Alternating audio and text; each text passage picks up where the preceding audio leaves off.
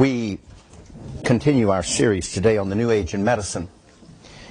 And I pointed to you last week, we left off at this point, that the ultimate cause of all sickness is sin.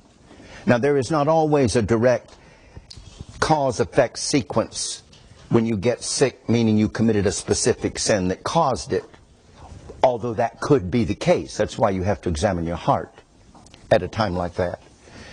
But even if that is not specifically the case, in the ultimate sense of the word, sickness would not be here at all, for whatever reason at all, if it were not for sin. And so, Jesus Christ came in the world to take away sin by the sacrifice of himself, and thus remove the ultimate cause of all disease. So that to really get rid of sickness, you've got to get rid of the sin. And this is something that Jesus alone is able to do. And that's what the story this morning was emphasizing to us. The first thing that Jesus says to the sick of the palsy is, "Thy sins be forgiven thee." You see, he's addressing the cause of the palsy. And of course there's this thing about, well, who can forgive sins but God only? And so he says, I'll show you I have the power to do that by saying, take up thy bed and walk. You see, the very fact that he could remove the effect of sin showed that he could remove the cause, which was sin. So that passage is very illustrative of what we're pointing out, and the need for the forgiveness of sins, and that through the forgiveness of sins and the atoning work of Christ, there is ultimate healing for all of us. But that ultimate healing will not be experienced until the redemption of the body at the second coming of Christ, which is why we will still struggle with sickness, disease, and death, because we haven't reached the ultimate complete healing and the atonement. Now, you often hear of physicians that say that I don't just treat symptoms, I treat causes. We got to get rid of the cause, and then we will get rid of the symptoms. We don't just treat symptoms. And there is an element of truth in that as far as it goes. But there is no physician that is able to get down and deal with the ultimate cause of all sickness. There's only one physician can do that, and his name is Jesus. You understand that? So anybody that says, well, I treat causes instead of symptoms, that's only on a certain level. For example, if you get rid of the bacteria, then you get rid of some of the ill effects of the bacteria in your body, as an example. Or if you get the intestinal flora functioning more optimally, then that's going to help with your overall health. Because if that's not functioning optimally, you're going to have sickness. So there is something to be said for treating causes instead of symptoms as far as it goes. But the ultimate cause only Jesus can treat. And so salvation from sin entails salvation from its effects, one of which is sickness and disease. And I'm going to give you 3 verses along this line.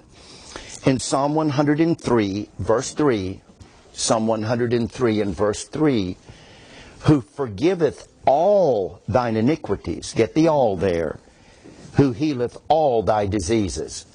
So when I say that there is healing in the atonement, that's what I mean. You get rid of all the sin, you're going to get rid of all the disease. And that's exactly what we will experience in the resurrection and redemption of our body. Then in Isaiah 33 and verse 24, Isaiah 33:24, and the inhabitant shall not say, I am sick. Isn't that going to be wonderful to be in a place where nobody will ever say I'm sick? Think of how many times in our lives we've said, I am sick. Well, there's coming a day we'll never hear that sentence again. That's neat, isn't it? But here's the reason. The people that dwell therein shall be forgiven their iniquity. You get rid of the cause, you get rid of the effect.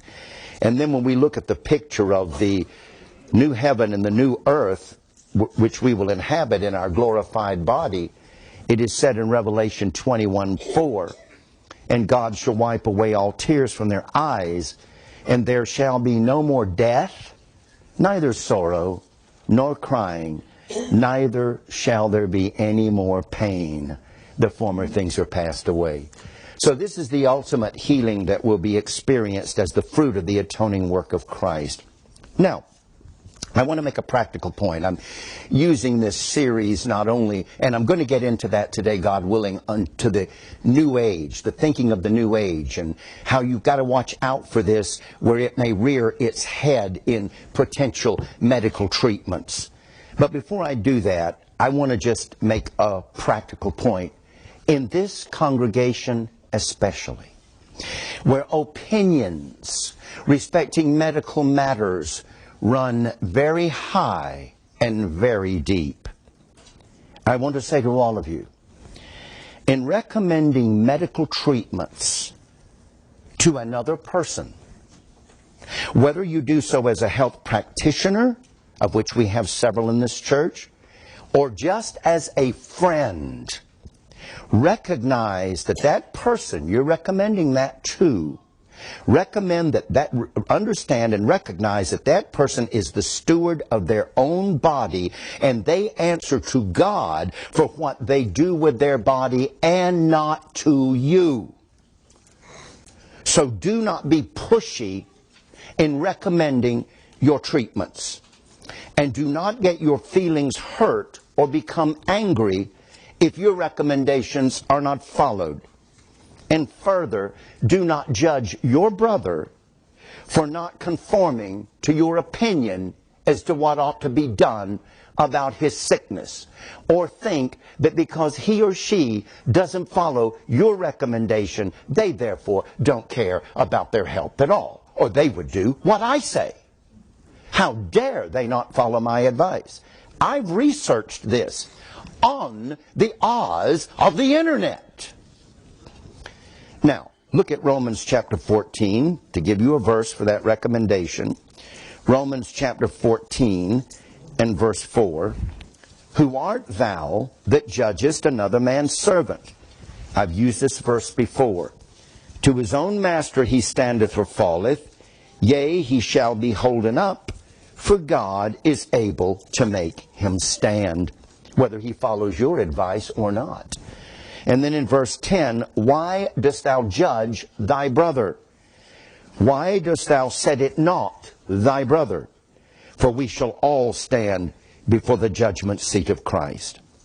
You see, the thing you've got to be aware of, I don't care how convinced you are of your particular idea of what someone ought to do to heal their ills, you've got to be aware of crossing a line from offering a suggestion to becoming a busybody in other people's affairs.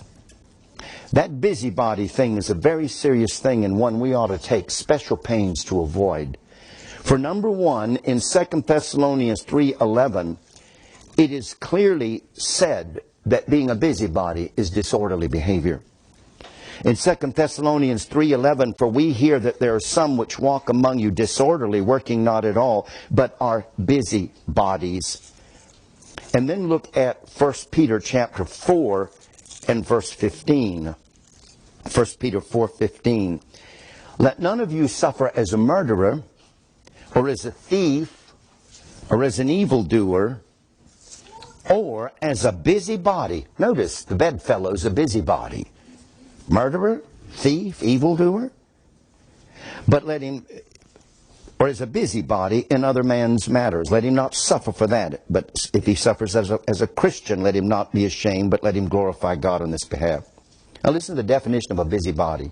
Listen carefully, people. It's an officious. That's a big word. Many of you probably don't know what it means. It's going to be enlightening when I tell you what it means. Busybody is an officious or meddlesome person who is improperly busy in other people's affairs. Now listen to what officious means. It means, interesting, doing or ready to do kind offices, eager to serve or please, attentive, obliging, kind. It means unduly forward in proffering services or taking business upon oneself, doing or prone to do more than is asked or required, interfering with what is not one's concern, meddlesome. Sometimes The busybody, the problem is they mean well. They intend well. They are concerned. That's the problem. Don't be so concerned. Respect other people's right to make their own decisions. If they want what you have to offer, they can ask for it. Now, I don't have a problem with making a suggestion to somebody. I don't. For example, I have a herniated disc in my neck. And I mentioned it one time in passing to Catherine Wu, and she says, there's physical therapy for that. That was it. That was it. I didn't get a pile of emails telling me why should this, why should that. She didn't write me about it. She just simply said that, and that was the end of it. Fine. I don't have a problem with that. I've done it myself. In fact, I've done it more than I should. I wrote an article, and I would advise you go read this. If you have my book called From the Pastor's Study, there is an article that I wrote, a blog I wrote, entitled Unsolicited Advice. Have you ever noticed sometimes when you give people advice they don't ask for, they don't follow it? Because they weren't seeking it to start with. There's an old saying that says when there is a scholar, there will be a teacher. So when there's somebody that wants to know, that's where the instructor can step in, you see, and give them the advice that they're seeking. But if they're not seeking it, don't be surprised if they don't follow it. Wait till they seek it. And again, I don't have a problem with recommending something to somebody, but anyway, when I wrote that, one of the things I said in there that gave rise to that particular blog is how many times I've written people about things that I think they ought to do, only then to finally be put in my place. Enough is enough. And so sometimes what you have to do is you have to step back and let that person crash and burn. And maybe when they suffer enough, maybe then they'll be ready for what you have to say. So be careful about this unsolicited advice and being real pushy with it, because it can start being busybody, where you're being unduly forward. You're so convinced that you've got the answer to this person's problem. You want to shake them. Leave them be. Leave them be. You can say, you know, I could help that if you would like, or I know something that would help that if you would like, and let that be the end of it. And if they really think you can, then they'll seek it. Don't be a busybody in other people's affairs. And again, I would recommend that article on unsolicited advice. My primary care physician told me this, and I appreciate this immensely. He is not one that believes in guilt-tripping people to get these shots. He's not one that pushes these shots. I can say that he's got 2 MDs and 2 PAs in his office. I have seen all of them at various times for different issues. Never, never, never have they brought up to me getting the shots. Any information that I have gotten from them about it, I have asked for. He said this to me. He said, "It is my job to give you the best medical advice I can. It is up to you what you do with it." I appreciate that. You see, I'm in the driver's seat here. It's up to me what I do with it. And we need to respect that in each other. All right, now, the New Age movement. I labeled this the New Age in medicine, and I really haven't gotten to the New Age medicine yet, or the New Age movement. I've just been talking about medicine and health in general, which is important for us to understand these principles I've been giving you, because some of these New Agers will not ascribe the cause of illness to sin. They'll lay it everywhere else but there. And you ought to watch out for that one. But let me first of all define what the New Age movement is. And this is going to get a little heavy. All right? I'm looking at you kids here. This is going to get heavy. I'm going to do my best to make it as simple as I can. I'm going to be reading some things, and you may go cross-eyed while I'm reading it. Well, I'll come up for air, all right, and try to make it as plain as I can, and hopefully maybe make some of it comical, because some of it is so ridiculous, it's worthy of a laugh.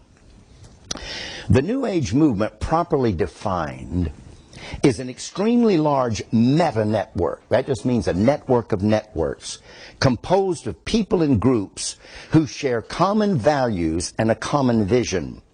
These values are based in Eastern occult mysticism. In other words, they come from pagan mystics and pantheistic monism.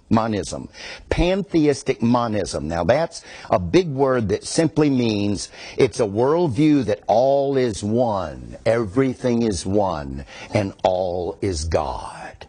God is not separate from His creation. The creation is all part of God. God pervades everything in everything, including you. All is one, and this one is God. And it has a vision of a coming era of peace and enlightenment called the Age of Aquarius. Now that sums up what the New Age movement is. And remember something that I told you in the beginning of these studies in a book called The Aquarian Conspiracy. It lists medicine as the most dynamic institution for transition into New Age thinking.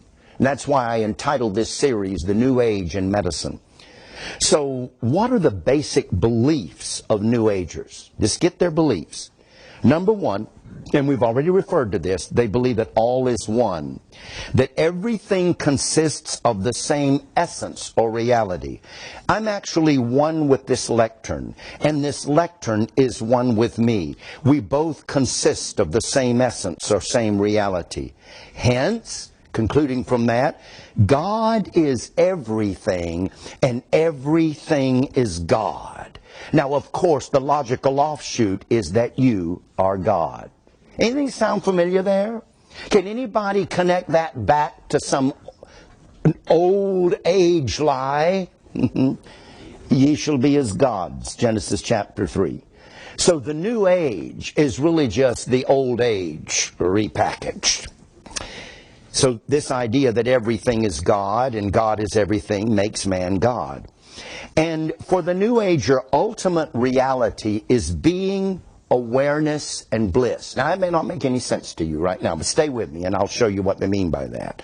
That ultimate reality is being, awareness, bliss. New Agers assert that man is separated from God only in his consciousness. What separates you from God is the fact that you are not conscious that you are God. You see that? That's what they think. What separates you from God, people, is not your consciousness, it's your sin. See, you got two different worldviews, two different ideas here, very diametrically opposed. That man is separated from God only in his consciousness, which is the cause of all man's problems. If you can but realize that you are one with the great being, with the universe, whatever, that would solve your problems. The solution for the problems lies not in the forgiveness of your sins. It lies in the fact that you just aren't really aware of what you really are. So salvation for the New Ager is not forgiveness and redemption and renewal in the image of God through regeneration, resurrection. Salvation for the New Ager is self-realization. You just need to realize who you are. Or you really realize that you are one with God, that you are God. That's what you need to realize. Now, how do you come to this realization? How do you come to this awareness, this bliss? Well, they have various techniques for altering their consciousness, such as meditation, chanting, where you just sit and you just say the same thing. One thing they'll do, they'll Om, Om, Om, Om, and it's on and on and on. Meditating, and that's what they mean by meditation. Meditation is not the same as it is in the Bible, where you're tossing over a Bible verse, what is it talking about, looking up the words, thinking about it, how it applies to your life. Meditation is basically emptying your mind and coming into the zone. Meditation, chanting, sensory deprivation, where you kind of just lose your sense of self. And so the seeker, by this means, the meditation or the chanting or sensory deprivation, the seeker can consciously experience his oneness with God. He can come to realize that he is God. Now, altered states of consciousness produce a sense of transcendence of the individual. Now, what does that mean? Is that you go into this zone, this altered state of consciousness. You're not losing consciousness, but consciousness is coming to a different realm of understanding. You're getting outside yourself, outside your body, to connect with all. Altered states of consciousness produce a sense of transcendence of the individual, an identification with everything, thus assuring the one in this state of that ultimate reality is undifferentiated. Now, that's a lot of words to say that when you get into this zone of altered consciousness, you realize everything is one and there's really no difference between you and everything else. We're all one. All is one, and all is God, and God is all. And all reality is undifferentiated. And your normal patterns of thought are interrupted without losing consciousness itself. You're still conscious, but you're coming up to some higher level of consciousness than the everyday grunt and grind in a human body. And this mystical state, whenever people achieve it by this chanting or meditating or going into the zone, you see these people. You see these people. You can go in some of these yoga classes and they're sitting there. You're getting into the zone, you know. This mystical state leads to a sense of absolute certainty. The assurance that a person derives when they have this experience, that I do not recommend you trying to have, the assurance derived from this experience easily translates into an ideology that justifies the experience. When you have experienced your oneness with all is one, and I am one, and all is God, and God is all, and I am God, this self-realization. When you have this experience, then you've had it. You know this is the way it is. So the experience justifies the conclusions you draw from it. And anyone that challenges the experience is dismissed as being unknowing. You just don't know because you haven't experienced this yet.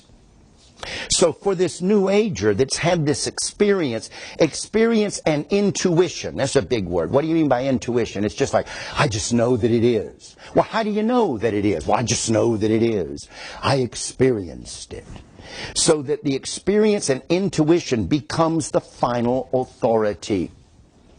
This subjectivity, what I mean by that is this is an experience you've had for yourself, and therefore that just proves that it's so.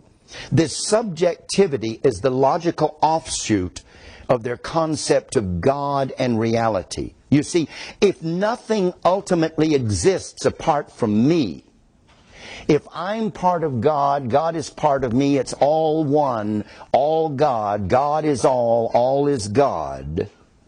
If nothing ultimately exists apart from the self, then there's no objective authority beyond me. Do you understand what I'm saying?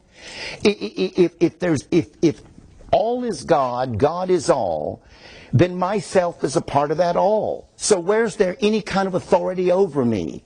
If I'm part of the ultimate reality, you see. And so that's where my own experience becomes the ultimate authority. There's no objective authority over me. In other words, if I am God, if I am a part of God, part of this oneness, this all-being, then where's there any authority over me? Where's there any ultimate being over me if I'm part of that ultimate being? Do you see what I'm saying? It really comes down to, I become the authority. I become the one that arbites what is truth. I looked at a documentary this week about Scientology. Have you ever heard of that? And the people that get involved in that, they say what appeals to them about Scientology is that I find out what is truth for me. Aha. You see, I become the ultimate arbiter of truth. My experience decides and determines what is truth for me. This is something sad to say that two people in this church, Mike and April Galliman, got involved in. I remember when they were feeling disaffected with the church, they would come and talk to me, and they came up with this weird expression, this is our truth. What are you talking about? Our truth. Our truth as opposed to your truth. You have your truth. I have my truth. We have our truth. There is one truth, and it's Jesus Christ. You either know it or you don't.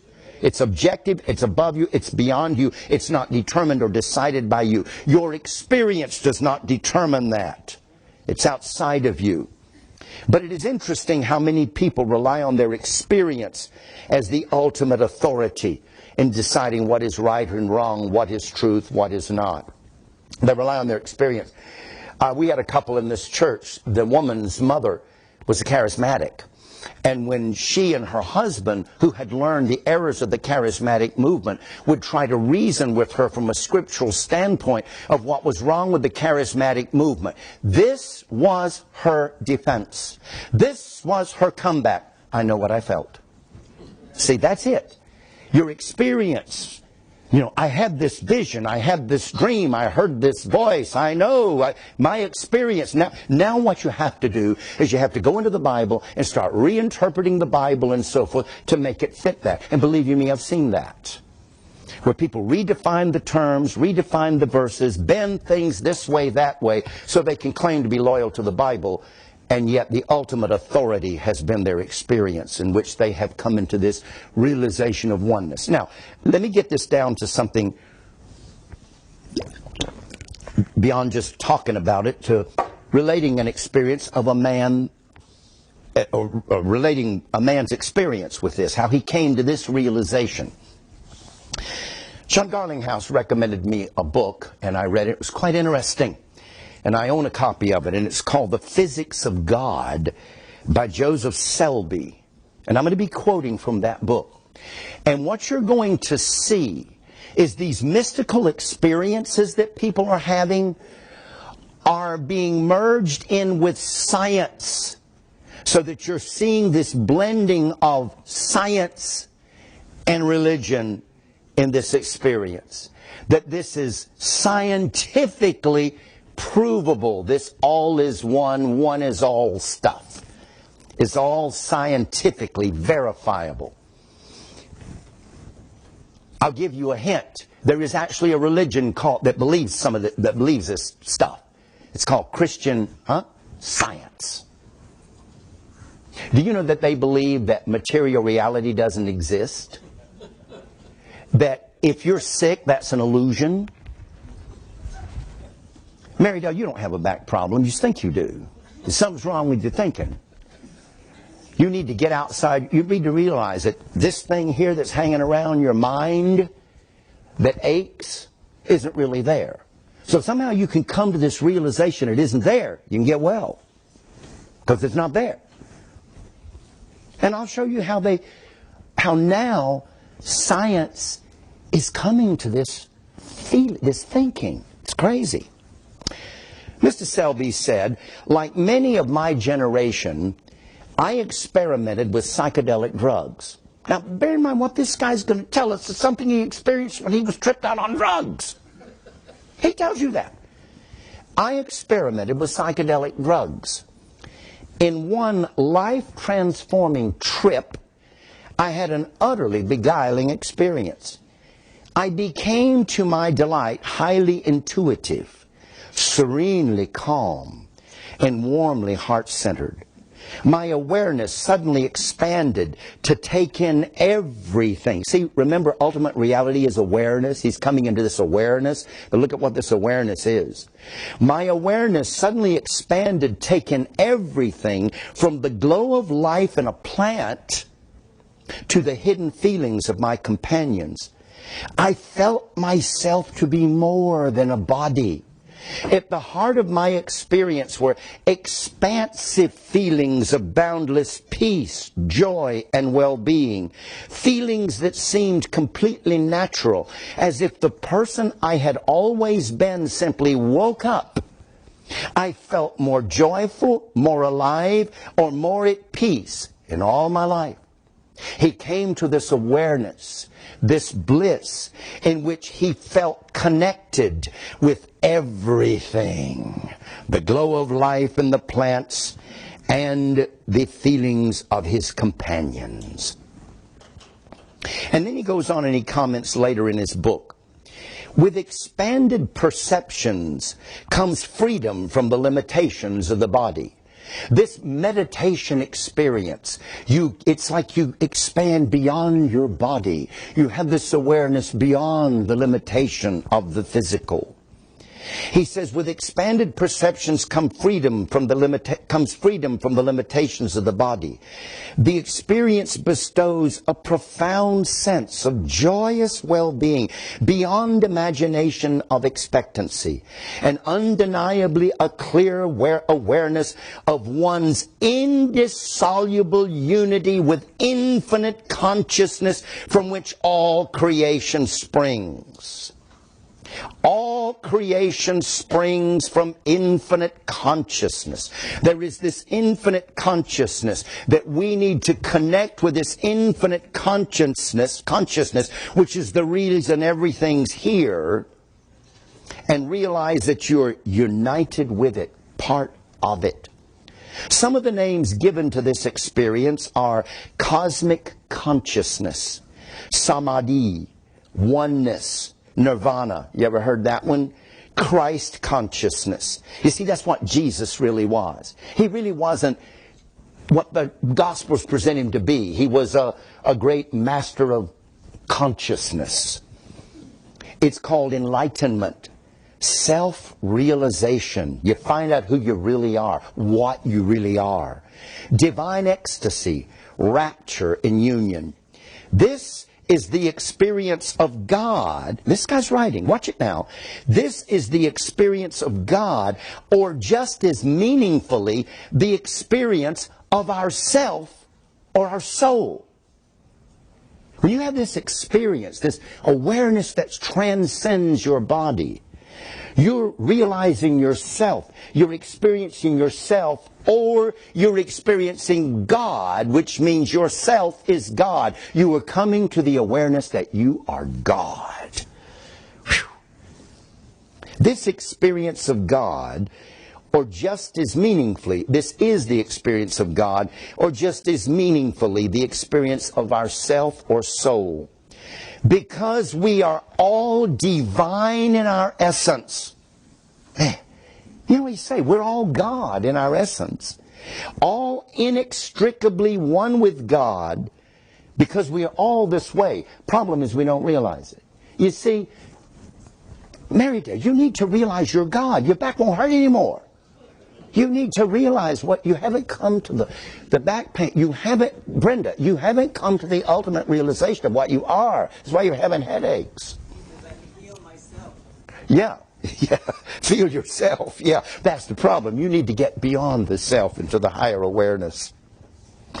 And so he says, because we are all divine in our essence, all inextricably one with God, this experience is not reserved only for cloistered nuns or yogis in remote Himalayan caves.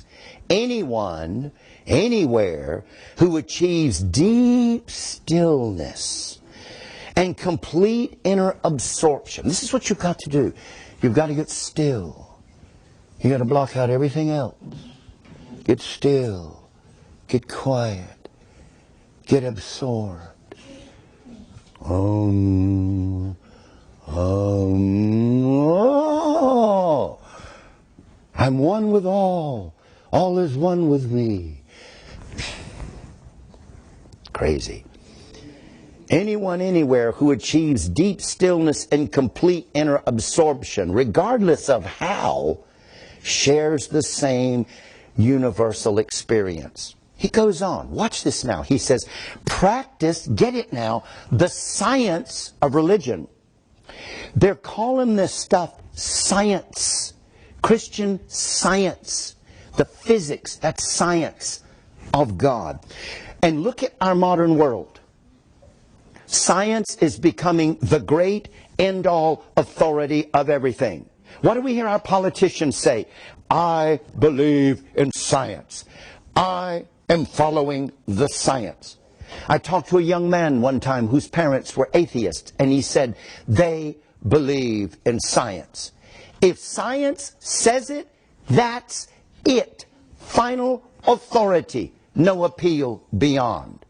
So you can see how it's in the interest of this very satanic movement to want to clothe it in the language of science. Science falsely so called. Exactly, Jim. Science falsely so called.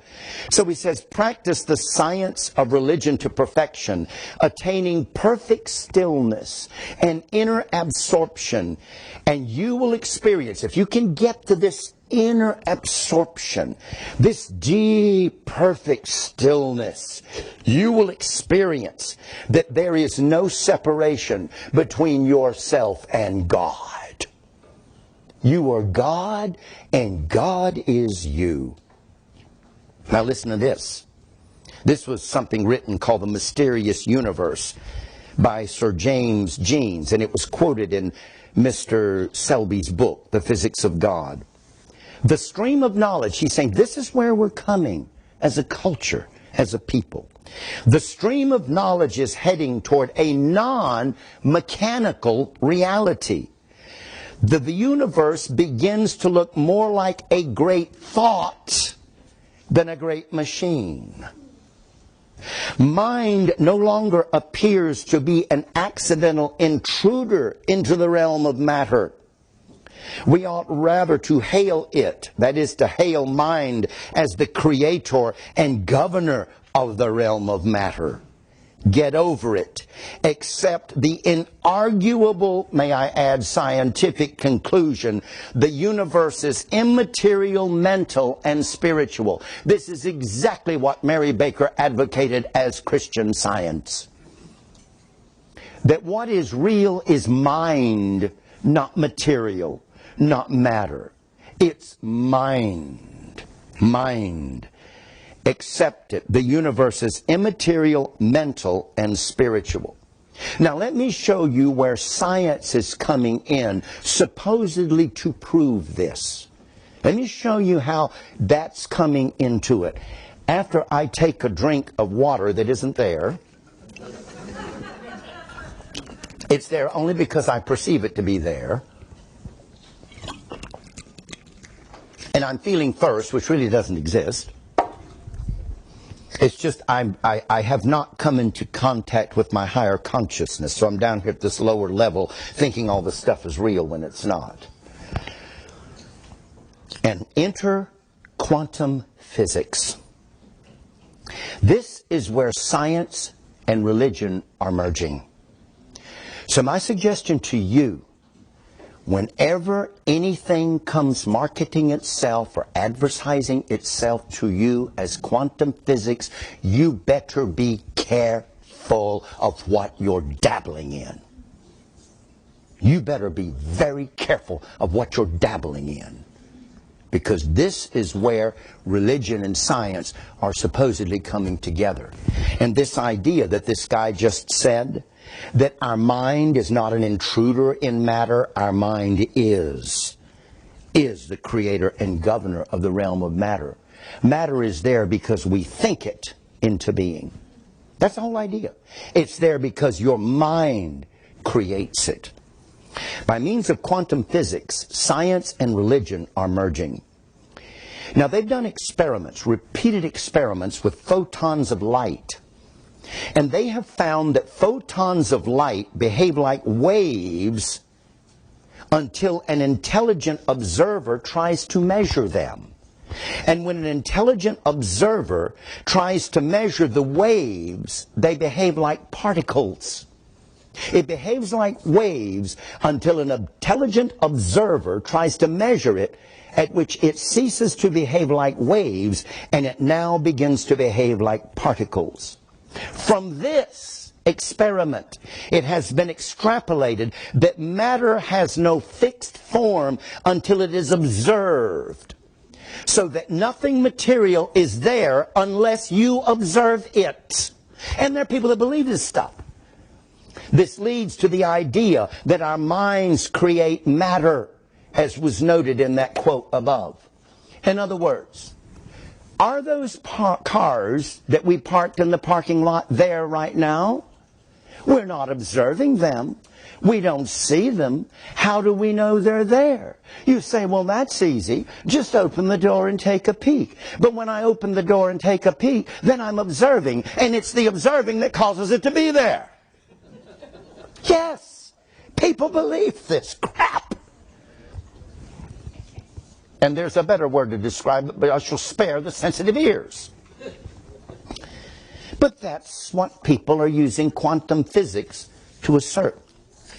Niels Bohr, who lived from 1885 to 1962, is considered the father of quantum physics and a scientist whose reputation is only slightly less lofty than Einstein's. Einstein lived from 1879 to 1955. Now, Niels Bohr, the father of quantum physics, was the first to conclude that physical objects do not have an independent, objective reality. He stated categorically that physical objects only appear when we observe them, and his assertion has never been disproven. Like I say, those cars aren't out there till you observe them. Until you observe them, they are not there. It is your observing them that makes them behave like matter, tangible matter. So this whole idea in quantum physics accommodates the practice of transcending the body in meditation, because remember, the body is material. This whole theory in quantum physics accommodates the practice of transcending the body, the material, to experience reality, which is immaterial and spiritual. You've got to transcend the body to realize that what's real is not what's tangible and material. It's what's spiritual and what is mental. You're coming thereby into your higher consciousness. Now, we believe, and if you don't, you are in the wrong place. We believe the Word of God is truth. And we build what we believe upon it. And the fact that it has been verified on numerous accounts, both historically and scientifically, to be reliable, verifiable truth. And so for us, if it doesn't agree with the Bible, it's a lie. Like the old black preacher said, I knows this is right, something else is wrong. How true, when he said that. And I'm going to show you this idea that material objects don't exist excepting when we observe them. I'm going to show material objects do exist even when you do not observe them. I'm going to give you the verses that will say it. So I am telling you right now, on the authority of the Word of God, those cars are in the parking lot, even though you are not observing them. Turn to the book of Job, chapter 38, and let's let God's Word speak and lay to rest this nonsense that things aren't there unless you observe them. In Job 38, 4 through 7, where wast thou when I laid the foundations of the earth? Notice something happening when Job wasn't around to observe it. Declare if thou hadst understanding. Who laid the measures thereof, if thou knowest? O who hath stretched thine hand upon the line upon it? Whereupon are the foundations thereof are fastened? Who laid the cornerstone thereof? When the morning stars sang together and all the sons of God shouted for joy. Job, he's letting him know, you weren't there when I did all this. But does that mean it wasn't done? Does that mean it didn't happen? Because Job wasn't there to observe it. But let's get it even more specific. Go on down to verse 25. I love this. Who hath divided a watercourse for the overflowing of waters, or a way for the lightning of thunder, to cause it to rain on the earth where no man is, on the wilderness wherein there is no man? See, this is happening where there's no man to observe it, but it's happening anyway. So man's observing it is not what makes it happen. Does everybody see that? Is that not plain? to satisfy the desolate and waste ground, and to cause the bud of the tender herb to spring forth. All you have to do to see this theory contradicted by the Word of God is simply go to Genesis chapter 1, where you have the creation of the heavens and the earth, and you have the sixth-day creation. And what was the last thing God created? Man, the observer. Genesis 1 teaches all that stuff was made by God and was there before there was a man to observe it. So our observing it is not what makes it come into being. Our mind and our observation is not what creates reality. God creates reality. Our observation follows that. Now, in their book by Dave Hunt and T.A. McMahon, called The Seduction of Christianity, they cited the following quote that sums up New Age philosophy. Ernest Holmes founded the Church of Religious Science. Look at that word science getting brought in here. Do you see what's happening here? The more our culture hails science as the ultimate authority, the more the door is open for this kind of stuff. Do you see that, people? The Word of God is our ultimate authority, not science. Not science. And so they have this book, The Church of Religious Science, also known as Science of the Mind, and they comment upon what they call the supreme secret. And this is the way Holmes, the author of this book, or the founder of this Church of Religious Science, rather, this is how he explains the supreme secret. Science of the mind teaches that the originating, supreme, creative power of the universe, the source of all substance, the life in all living beings, is a cosmic reality principle which is present throughout the universe and in every one of us. Science of the mind teaches that man controls the course of his life by mental processes which function according to a universal law, that we are all creating our own day-to-day experiences by the form and procession of our thoughts. Man, by thinking, can bring into his experience whatever he desires. You have the power of God in your mind to bring into your experience whatever you want.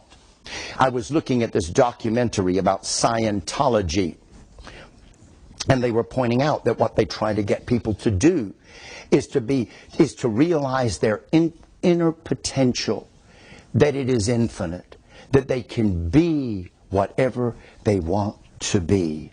They just have to realize the potential within themselves. You know, you hear this echoed by our politicians. I hate this. Republican and Democrat, both when they do it. We just need to believe in ourselves. There is nothing impossible for us. We can achieve whatever we desire. Nuts. That's exactly it. I mean, we do have potential to achieve certain things.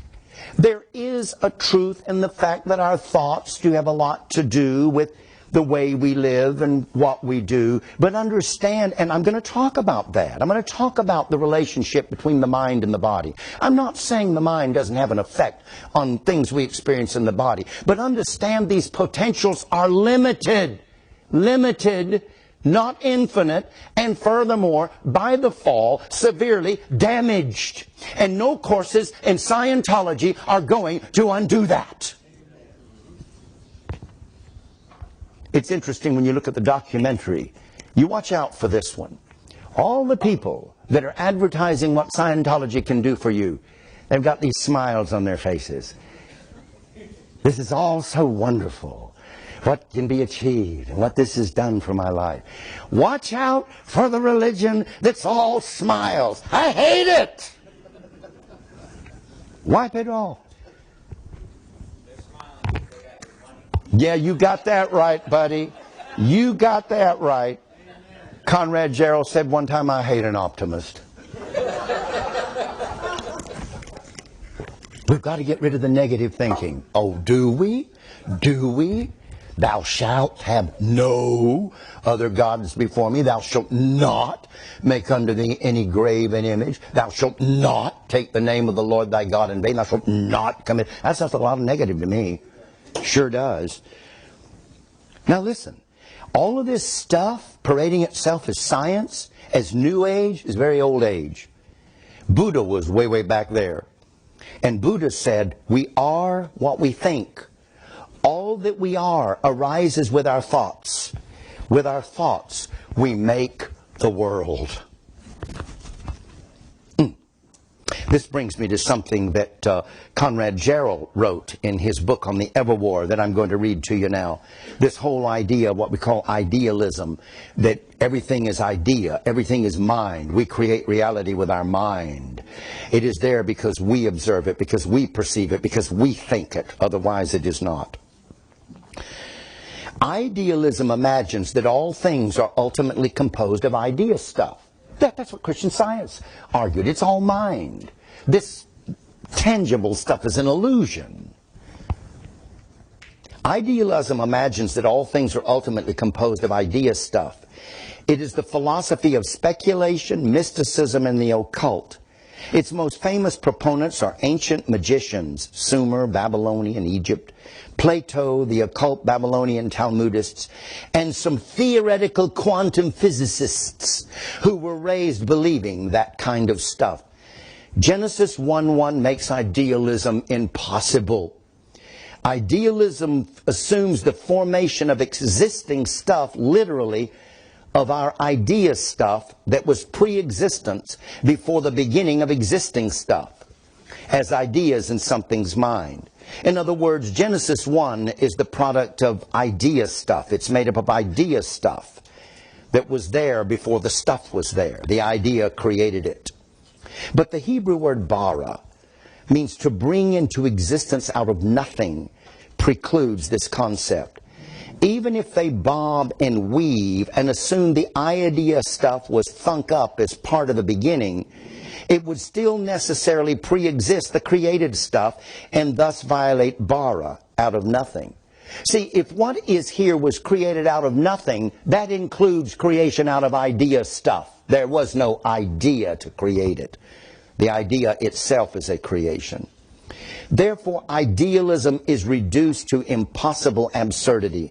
Along with the ancient magicians, Plato, the occult Babylonian Talmudists, and some theoretical quantum physicists who believe that conscious minds, by merely thinking, can make quantum wavicles decohere into particles of real stuff.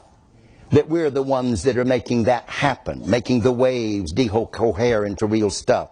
And he says, hint, wavicles and particles are two forms of real stuff already, like water vapor and liquid vapor, regardless of what any conscious mind thinks or not. In other words, those wave particles that when you observed them behaved like waves that when you observed them behaved like particles, that those waves were still stuff. You just didn't see it, but it was still there. You're just observing it in a different form. The best way that I can explain it, makes sense to me, is every summer I have to run a dehumidifier in my basement. I have an office in my basement. And we all know that basements get musty in the summer because of the collection of humidity. The humidity in the air in the summertime. And so that water is in that air in my basement. You got that? Do I see it? No. But it's there. But that air gets run through the dehumidifier, condenses, and then I see the water that was in the air all along. Now it's in a solid form instead of an invisible form. It's in a visible form that I can pick it up and take it and dump it out, you see. So whether it's waves that you're looking at or whether it's particles that you're looking at, photon waves or photon particles, they're just two manifestations of the same stuff. It's still stuff. The waves are stuff. That's the point. You're looking at it, didn't make it. You're just observing it in a different form. Like I'm observing the water in a different form when it's condensed in the dehumidifier. But this idea that all is one and we are all, and this idea that we just need to realize we're God, we're part of mind, the all consciousness, the universal consciousness and all that gobbledygook, this all harkens back to Satan's lie in the Garden of Eden. Ye shall be as gods. Genesis 3:5. So the philosophy of the New Age is just an old age error, manifesting itself as science to give it the color of authority. So, brethren, this makes it all important that we understand who the true God is, so that seeking medical treatment, we do not meddle with the God of the New Age. We need to know the true God, what He's like, and that He is separate and distinct from His creation and not part of it. 1 Corinthians chapter 8, 1 Corinthians, and I hope I've been making this plain. This is a little heavy, but I've been trying to make it plain to you. But if you walk away today with this understanding, I'm looking at you, Caleb. You walk away today with this understanding, that I learned today that I am not God. You got it, buddy. You got it. You are not. You never will be. Even when you are glorified and made better than the angels, you will be infinitely lesser than He. You will still be a creature, endowed with great potential beyond anything you realized in this life. But creatures we are and always will remain, finite beings, never infinite. We will never have infinite potential. To have infinite potential would mean to be like God. God made us in His image. But like I read this one book, I think it was in The Seduction of Christianity, where there's this supposed Christian preacher in one of these big mega churches teaching his congregation to say, he goes to that verse, made in the image of God. And I want everybody to repeat with me, I am a duplicate of God. And they say it kind of faintly. All right, come on, let's hear it more. And before it's over with, they're all shouting, I'm a duplicate of God. I'm a duplicate of God. And that means when you look in a mirror, you're looking at God. This is supposed to be a Christian? A devil-possessed monster. Man. Yes, we are made in the image of God. We have qualities like God, but like I say, limited, not infinite. We are not an exact duplicate. No way. So looking at 1 Corinthians 8, 4 through 6. As concerning therefore the eating of those things that are offered in sacrifice unto idols, we know that an idol is nothing in the world, and that there is none other God but one.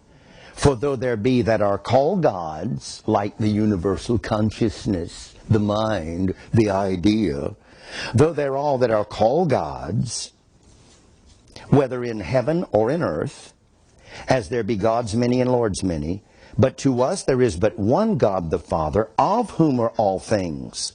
Notice he didn't say, but one God the Father, who is all things. Do you see that? He didn't say that, did he? He said, of whom are all things, and one Lord Jesus Christ, by whom are all things, and we by Him. You must understand there is this distinction, eternal distinction between God and the things He made. The things He made are not He. And you beware of any medical practitioner that uses language that expresses this New Age philosophy of reality. Try to understand how he relates his philosophy of reality to his practice. You always have to be on your guard. How he relates his philosophy to his practice. If he or she treats you, and this is possible, without employing New Age techniques, you should be okay. Even if they believe New Age stuff, if they don't treat you with New Age techniques, you should be okay. For all you know, and I know most of us don't inquire of the religion of our doctors, but for all you know, that guy that performed your surgery might be New Age in his thinking. In fact, the doctor that used to be my D.O. admitted to me and Jim Ruma that one time in the past he was involved in Scientology. And he realizes now there's errors in it, though there were some good principles that they advocated. Well, that's Satan's method, to mix the good and the evil. That's how he deceives you. That's how he baits you. And so I never saw him ever use that philosophy in his practice. So if a person that may be New Age in their thinking does not employ New Age techniques, you should be okay. I read this, I thought this was a good statement from a book called Occult Shock and Psychic Forces by John Weldon and Clifford Wilson. And they said, on the other hand, it may be possible to neutralize or even revalue some techniques by thoroughly grasping their philosophical derivations, analyzing those derivations carefully, and replacing them with a framework of biblical understanding. In other words, you may find a practitioner that's got a New Age philosophy, but you can look at a particular thing in their practice, and you can extrapolate out the value of that particular thing and avail yourself of the benefit of it without buying into the philosophy that this person holds that's utilizing that technique. They said this would be a difficult or delicate and difficult undertaking, to say the least. I'll give you an example of what I'm talking about. I love chiropractors. We have a chiropractor that's a member of our church. I have received great benefit from chiropractic. But chiropractic, the man that pioneered it, was a man named D.D. Parker. And when you read some of his beliefs, New Age to the core, and his son particularly, New Age to the core.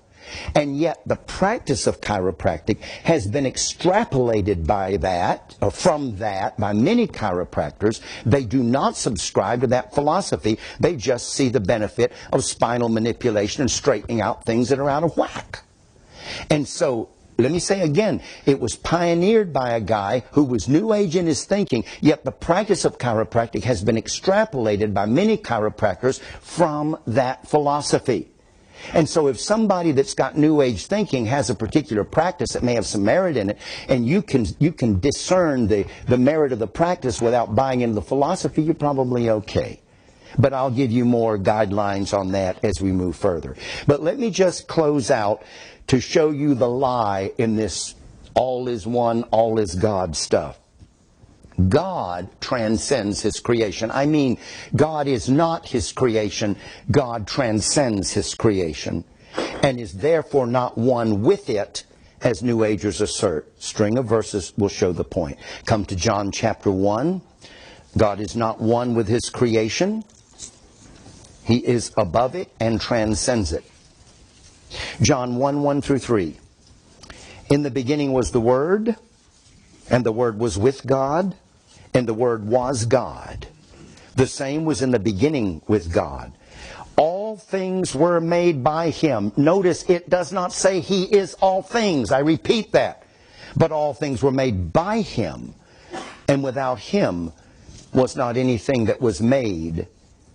Not anything made that was made. I want you to notice there were things. There were things that were made. And He's not those things. All right, come over to Colossians 1, 16 and 17. Colossians 1, 16 and 17. You see, you got to be careful, people. And this transcends medicine. This gets into the realm of business. You've got this human potential movement. You just need to realize what you're capable of. Tap into your innate potential to be and do all that you want to be. That pops up in business seminars, selling certain products. Some of you have run across this. Like, your mind creates reality. If you want to be a success, see yourself as successful. Your mind will create the reality. You want to be rich? See yourself as rich, and you will become rich.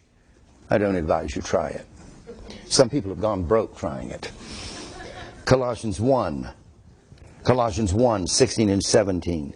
For by Him were all things created. Look at it, things that are in heaven and that are in earth. Visible. You see, there are visible things. They're not just things your mind creates. They aren't there till you see it. They're visible and invisible. Whether there be thrones or see, notice invisible things. Those waves of light photons are things, just like the particles are things. Two different forms of things created, whether you can see them or not. Whether they be thrones or dominions or principalities or powers, all things, I love that, were created by Him and for Him. And He is before all things. He's not the things. Is that plain? He's before all things, and by Him all things consist. Jeremiah 10:16. This is a beautiful one. Jeremiah 10:16. The portion of Jacob is not like them. Speaking of our God, He is the portion of Jacob. For He is the former of all things. He predates all things. He is not part of the all things. And then two passages in Psalms. Psalm 113, 4 and 5. Psalm 113, 4 and 5. The Lord is high above all nations. His glory above the heavens. Who is like unto the Lord our God, who dwelleth on high. You see, God's above it all. He transcends it all. And then Psalm 108 and verse 5. But be thou exalted, O God, above the heavens, and thy glory above all the earth. Do you get it, people? God is not the heavens. God is not the earth. But people refer to Him like that. I remember when I was teaching German classes, and this German teacher was talking about like something being like an answer to prayer, and she was referring to whatever heard her. She said, the universe or something. You hear that? That the universe is God.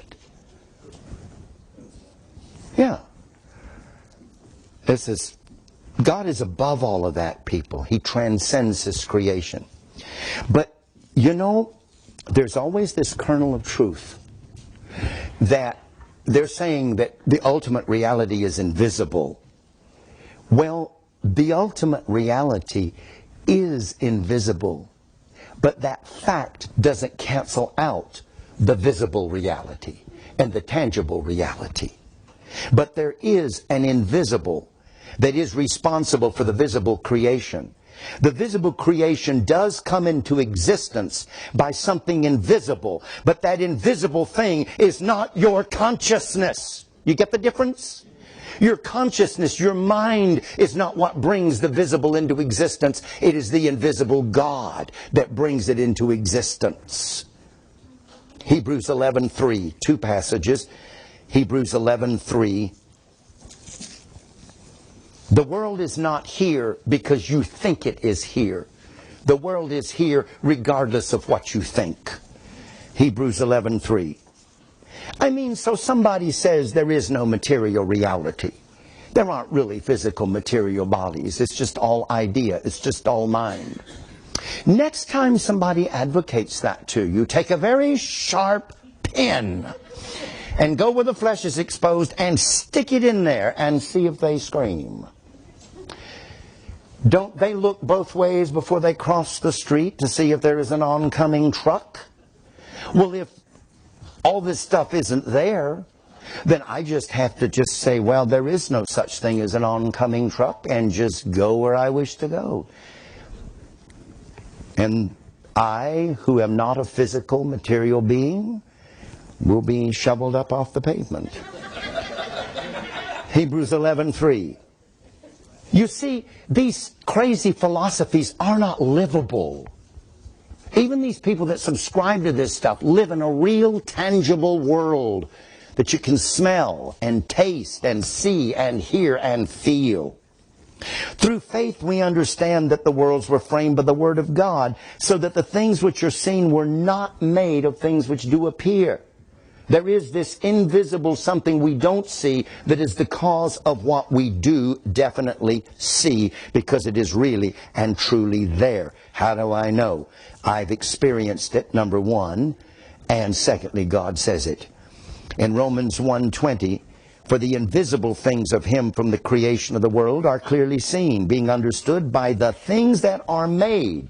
It's the things that we see, the stuff out there that's real, tangible stuff, is how we extrapolate from that the existence of God. Even his eternal power and Godhead, so that they are without excuse. And while you're at Romans 1, we come to our last point, and then we're through. I know some of this has been heavy. I know my grandkids are dying for me to ask them what the sermon was about. But I already know what one of them is going to tell me. Because I told him, if you got this, you got the main thing. So I'm not going to ask you. I like to look over in that corner to see if they're catching it. I've always asking them, what was the sermon about? Oh, I hate it when you ask them what the sermon's about, because they draw a blank. Romans 1:24. I've told you before, so I know this isn't senility. I've just always thought it was so funny.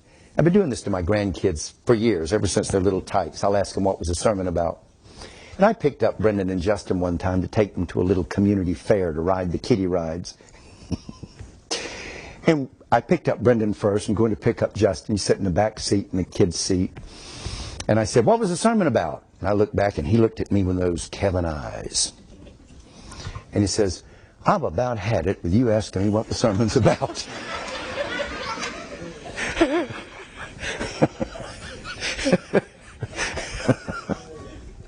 Out of the mouth of babes. I've always had this, love that. You have to, see, I'm a doting old grandfather, so if you're going to keep me as a pastor, you're going to have to deal with some grandkid stories from time to time. It's my experience, it's what I draw from. Romans 1:24. Wherefore God also gave them up to uncleanness through the lust of their own hearts, to dishonor their own bodies between themselves. Are we there, people? Are we there? But notice what leads to that. Who changed the truth of God, the fact of an invisible source of all reality, the unseen maker of all that is made, who changed that truth into a lie, and now say all the stuff that is made is actually God. God didn't make all things. God is all things. You see the difference between New Age philosophy and the Bible? Who changed the truth of God into a lie and worshipped and served the creature more than the Creator, who is blessed forever. Amen. They're serving this creature, saying that's God instead of God. And for this cause, because of this kind of nonsense, God gave them up unto vile affections, for even their women did change the natural use into that which is against nature. I mean, after all, if I'm God, I am my highest authority, and sexuality will be what I decide it to be. It is truth according to me. See? Welcome, people, to the age of Aquarius. We have arrived. I said I was going to close with that, but I have one other verse that pops into my head I like to refer to, and this will be my last one. In Revelation 9:20.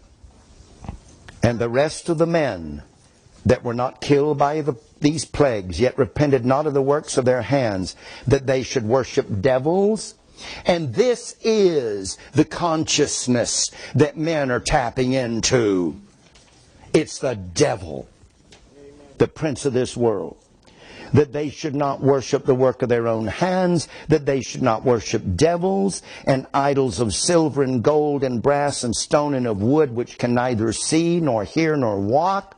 Neither repented they of their murders, nor of their sorceries, that's drug abuse, nor of their fornication, free sex, nor of their thefts. There, right there, under the judgment of God, is the age of Aquarius. Amen.